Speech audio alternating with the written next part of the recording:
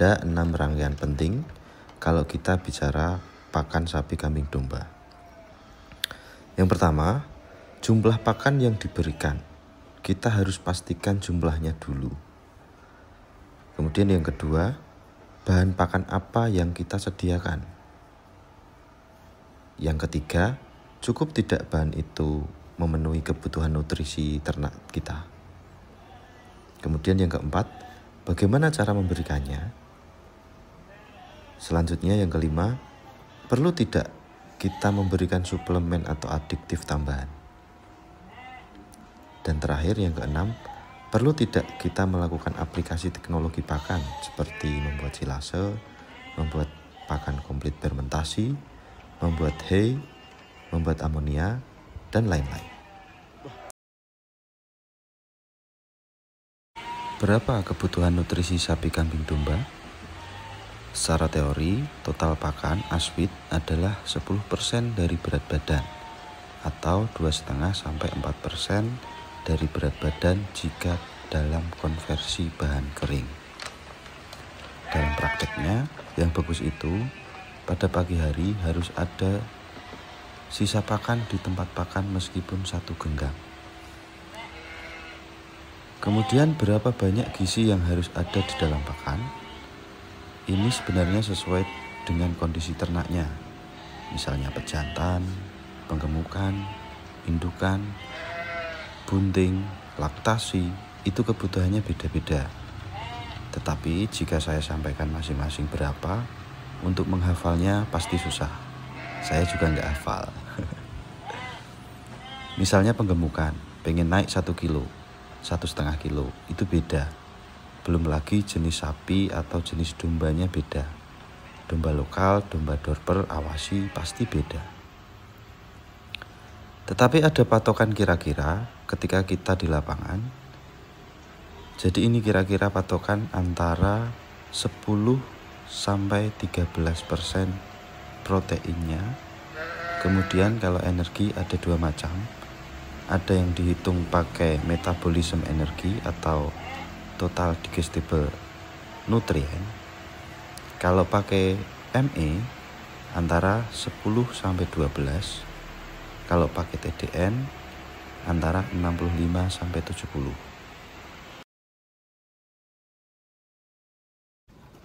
Nah, dari 8 klasifikasi bahan pakan ini kita dapat kelompokkan lagi berdasarkan saat kita membuat ransum. Ini akal-akalan saya saja ya. Yang pertama, kelompok hijauan atau pakan berserat. Ada hay, jerami, pastura, dan silase. Kelompok ini serat kasarnya lebih dari 18%. Kelompok kedua adalah bahan-bahan yang kita gunakan untuk membuat konsentrat. Cirinya, serat kasarnya kurang dari 18%. Ada bahan sumber energi dan bahan sumber protein. Yang membedakan dari kelas 4 dan 5 tadi adalah kandungan protein kasarnya lebih dari 18% atau kurang dari 18%. Sedangkan yang membedakan kelas 1, 2, dan 3 adalah bentuknya, yang kering, segar, atau difermentasi.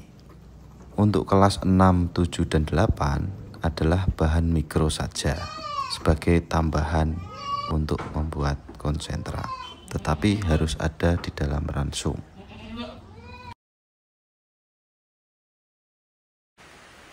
Bagaimana cara menyusun formulasi ransum? Yang pertama, kalau ingin menyusun ransum, kita harus tahu dulu berat badan ternaknya. Ini khusus untuk ternak potong, bukan untuk ternak perah. Karena kalau ternak perah, hitungannya sedikit rumit. Setelah tahu berat badan ternaknya berapa, bisa kita timbang atau kita perkirakan, kita jogrok, bisa pakai pita ukur, terserah dengan cara apapun. Yang penting bisa memperkirakan berat badan ternak. Setelah itu, yang kedua, kita menentukan kebutuhannya berdasarkan tujuan ternak itu dipelihara.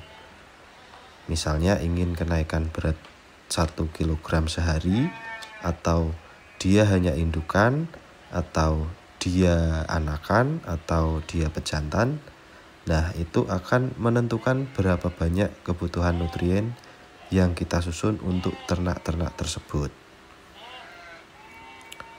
Setelah itu yang ketiga, kita juga harus tahu harga bahan pakan.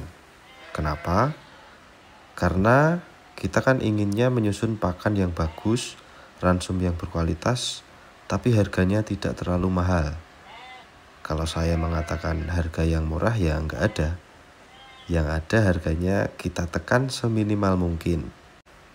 Kemudian yang keempat, setelah itu bahan pakan yang kita pilih dan tersedia di lapangan, kita harus tahu datanya. Kita harus tahu bahan pakan yang kita gunakan itu kandungannya apa. Cara terbaik pemberian pakan dan minum ternak sapi, kambing, domba. Yang pertama, pakan minimal 2 kali sehari. Jangan 1 kali sehari. Kalau 3 kali sehari boleh. Tapi menurut hasil penelitian yang saya baca, antara 2 kali atau 3 kali hasilnya hampir tidak berbeda. Sehingga 2 kali saja sudah cukup. Kemudian yang kedua, umumnya konsentrat itu diberikan sebelum hijauan. Nah ini biasanya teman-teman kan berikan konsentrat dulu, kemudian baru hijauan. Itu nggak apa-apa. Tapi hasil penelitian yang terbaru dan termutakhir itu memang yang paling baik diberikan secara bersamaan. Jadi dicampur, diubrek, kalau istilah luarnya itu TMR. Total migration atau ransum, atau istilah populernya kalau di sini yaitu complete feed. Selanjutnya kemudian hijauan itu sebaiknya dicacah atau dipotong-potong supaya mempertinggi tingkat konsumsinya, memudahkan ternak untuk memakannya. Ukuran terbaik yaitu 2-5 cm atau kira-kira 2 ruas jari tangan kita. Kemudian saran saya, kalau bisa yang mau diberikan di sore hari atau malam hari itu tidak perlu dipotong, nggak apa-apa. Atau potong kasar saja. Kenapa? Karena supaya ternak agak lebih lambat pencernaan malam, sehingga mengurangi resiko kembung. Kemudian selanjutnya untuk sumber protein tambahan, bisa ditambahkan legum. Itu jika ketersediaannya ada atau misal dana terbatas untuk membeli konsentrat. Cuma harus hati-hati dalam pemberian legum. Karena legum mengandung zat anti nutrien, ada racunnya. Sehingga teman-teman harus melatih dulu ternaknya. Dan juga harus ada batasan dalam penggunaan legum ini. Kemudian selanjutnya air minum harus tersedia sepanjang hari. Jangan hanya diberikan sedikit-sedikit atau bahkan tidak disediakan air minum sama sekali.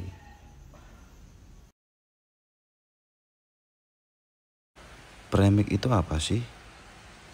Premix itu biasanya merupakan campuran. Biasanya vitamin premix sendiri, mineral premix sendiri.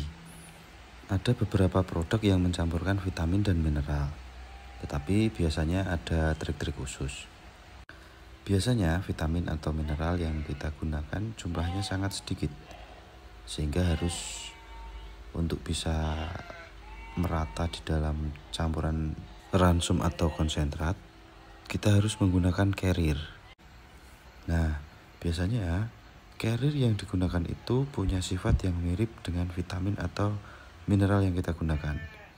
Sehingga carrier harus mempunyai tekstur yang mirip. Bisa kita gunakan tepung kedelai halus, tepung bunggil kedelai halus, atau polar, atau bekatul. Bekatul jarang digunakan karena mudah tengik. Sekarang bekatul itu banyak KW-nya. Jika yang super pun harganya sudah mahal. Nah, sekarang mineral premix. Prinsipnya hampir sama, karena jumlahnya mikro sehingga butuh carrier. atau pembawa. Biasanya juga sama seperti bekatul, polar, tepung kedelai.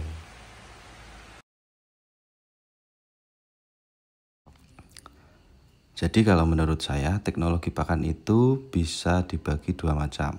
Yang pertama grup konservasi pakan atau pengawetan pakan, dan yang kedua peningkatan kualitas pakan. Pengawetan dan peningkatan kualitas ini mana yang kita pilih akan ditentukan oleh kualitas bahan yang kita gunakan. Ada dua cara pengawetan, yaitu ada pengeringan atau H, ada fermentasi atau silase.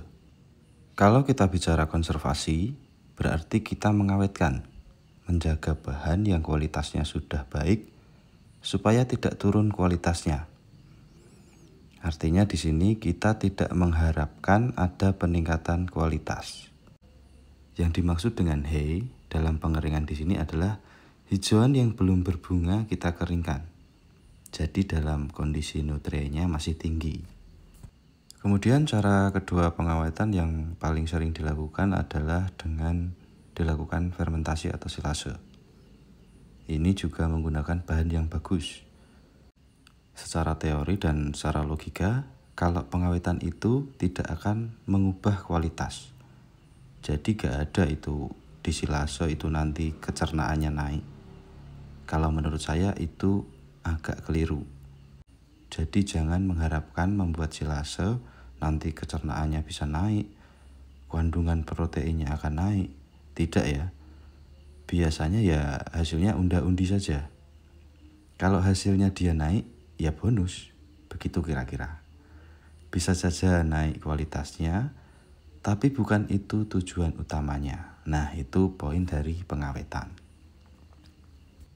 Oke, kita beralih ke yang kedua, yaitu peningkatan kualitas. Peningkatan kualitas pada dasarnya ada 3 macam cara, yaitu fisik, secara kimia, dan secara biologi. Dan bisa kombinasi dari 3 cara tadi. Perlakuan fisik bisa dengan cara direndam, dicacah, giling, dibuat pelet, direbus, radiasi sinar gamma. Perlakuan kimia dengan NH3 gas, NH3 cair, dan urea. Perlakuan biologi dengan bantuan enzim dan jamur.